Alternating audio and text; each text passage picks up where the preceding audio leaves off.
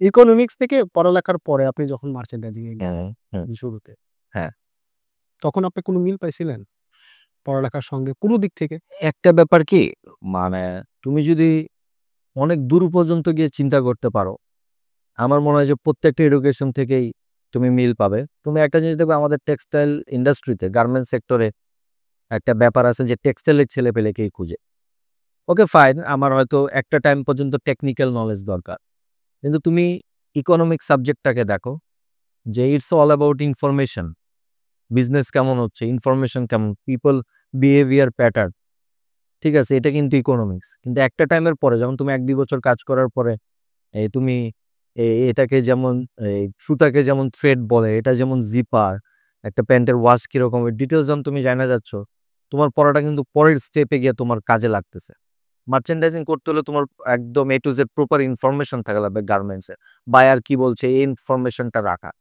তো ইনফরমেশনটা যে রাখতেছে সেটা রাখার জন্য কি টেক্সটাইল ইন্ডাস্ট্রির ছেলেই হইতে হবে? সেটা রাখার জন্য কি ইকোনমিক্সের ছেলেই হইতে হবে? সেটাকে একটা যে জার্নালিজম পড়ছে সে রাখতে পারবে না?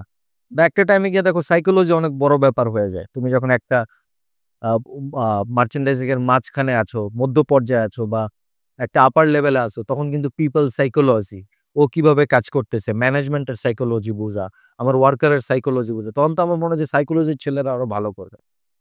আসলে এটা একটা ভুল ধারণা, বা এটা আসলে আমাদের ম্যাক্সিমাম ছেলে পেলেদের মধ্যেও কাজ করে। আমি ওদেরকে দোষ দিব না, কারণ আমাদের ওই পড়াশোনার ওই জায়গাটা গড়ে ওঠে নাই, বা ওইরকম লিডার আসলে গড়ে ওঠে নাই যে সবকিছু বাদ দিয়ে যে একটা মানুষকে যে একটা সাবজেক্টে আটকানো যায় না বা একটা জায়গায় আটকানো যায় না।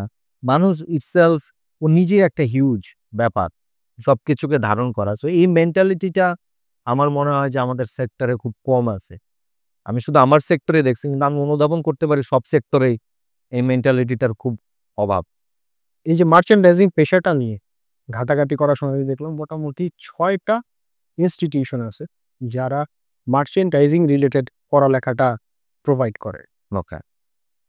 তো এই আপনার যে কথায় মাত্র আপনি বললেন যে অন্য একটা স্টুডেন্টও এদিকে আসতে পারে এবং এই জিনিসটাকে গ্র্যাব করতে পারে।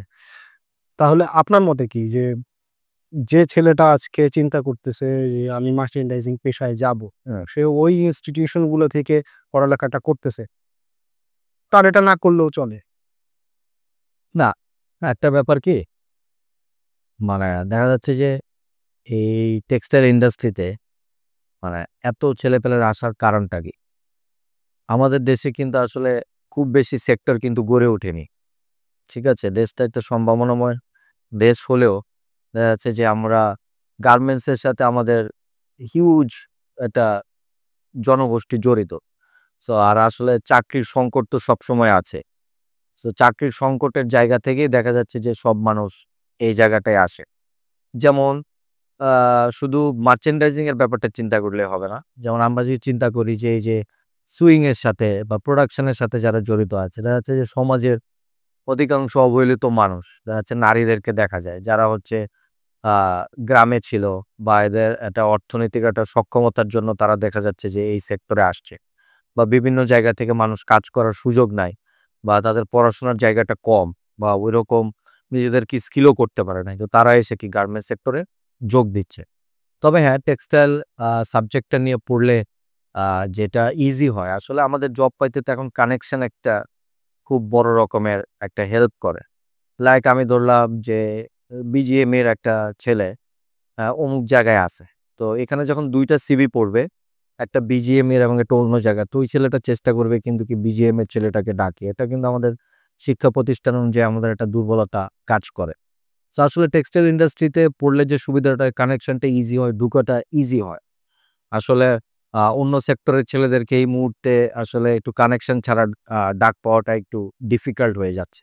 সো এন্ট্রি করাটাই আসলে সাবজেক্টটা কাজে লাগে এন্ট্রি করার জন্য। পরবর্তীতে আমার মনে হয় যে অন্যান্য সাবজেক্টের ছেলেরা অনেক বেশি মন দিয়ে কাজ করে। যেহেতু এটা জানে না, ও এটা মন থেকে আত্মস্থ করার চেষ্টাটা করে। কিন্তু এখন আপনি দেখবেন, এটা আপনিও জানেন, আপনার সেক্টরে চাকরি পাওয়ার ক্ষেত্রে আসলে সিভি দিয়ে চাকরি যে পাওয়া যাচ্ছে না তা না, চাকরি পাওয়া যাচ্ছে। কিন্তু পরিচিত থাকলে এরকম অনেক হয়। যেমন আমি যে বাইং হাউসে আছি, ৪ টা আমরা ছেলে নতুন রিক্রুট করেছি। এটা দেখা যাচ্ছে ইন্টারনালি আমরা সিভি নিয়ে রিক্রুট করছি, আমরা কিন্তু বিডি জবস বা লিঙ্কডইন ওরকম সার্কুলারটা দেই না। So, এখানে যে আপনার ভ্যাকেন্সিটা আছে এটা আপনি জানবেন কিভাবে? সো ইনস্টিটিউশন গুলা ওই হেল্পটা করে, বা লাইক আমার কোম্পানিতে 4টা ছেলে নেবে, তো আমি আমার ইনস্টিটিউশনের যে পেজটা আছে ওই পেজে দিয়ে দিলাম যে এই জায়গায় লোক নিচ্ছে, তো কানেকশনটা ওই জায়গায় হেল্প করে বা ইনস্টিটিউশনটা ওই জায়গায় হেল্প করে। আর আমাকে যদি বলেন যে আমাদের ইনস্টিটিউশন গুলো খুব ভালো শিখাচ্ছে, আমি কখনোই এটা মানি না। আমাদের একটা ধ্বজভঙ্গ সিস্টেম, এবং আমি অন্য একটা সাবজেক্ট থেকে গিয়েও অনেক ছেলেকে আমি ট্রেন করছি। Yes. বিজিএম এর বলেন, ড্যাফোডিলের বলেন, বুটেক্সের বলেন, আমি ট্রেন করছি। সেটা আমার ইনস্টিটিউশনের গর্ব না, বা এটা আমার গর্ব না, এটা যে আমি চেষ্টা করেছি, আমি মন দিয়ে শিখেছি, বা আমার একটা আগ্রহ ছিল ওই জায়গা থেকে। সো ইনস্টিটিউশন এই ব্যাপারটা আসলে মার্কেট যেভাবে প্রাধান্য দিচ্ছে বা ছেলেরা যেভাবে প্রাধান্য দিচ্ছে, আমার কাছে মনে হয় কি যার আসলে আঁকড়ে ধরার কিছু নাই সে ইনস্টিটিউশনকে ধরে রাখে, বা যার অনেক কিছু আছে সে আসলে কোনো কিছু ধরে রাখতে চায় না। So, আমাদের মন মানসিকতা একটু উদার করতে হবে, এরকম সংকীর্ণ না থেকে। হিউম্যান বিং, তার যথেষ্ট সম্ভাবনা আছে, তাকে ট্রেন করলে তাকে দিয়ে কাজ করানো সম্ভব। আর আসলে এই সেক্টরটা আমাদের একটা অর্থনীতির প্রাণ। সো সবাই কিভাবে আগায় নেওয়া যায় এবং যারা আসলে স্কিল না তাদেরকে আরো কিভাবে স্কিল করা যায়, এই দ্বন্দ্বটা থেকে, সাবজেক্টের দ্বন্দ্বটা থেকে আমার মনে হয় যে ট্রেন করার দ্বন্দ্বটা, আমার কাছে মনে হয় যে আমি যদি এই সাবজেক্ট পড়ে অনেক কিছু শিখছি, ওকে আমি আরো কিছু ট্রেন করি, আরো স্কিল পিপল আমি বানাই। কিন্তু আমি যদি না বানাইতে পারি, সো ওই সাবজেক্ট দিয়ে আসলে আমি কি করব, বা ওই নলেজ দিয়ে আমি আসলে কি করব? সো আসলে সাবজেক্টের চেয়ে সংকীর্ণতা কাটানোটা এই সেক্টরে অনেক বেশি জরুরি।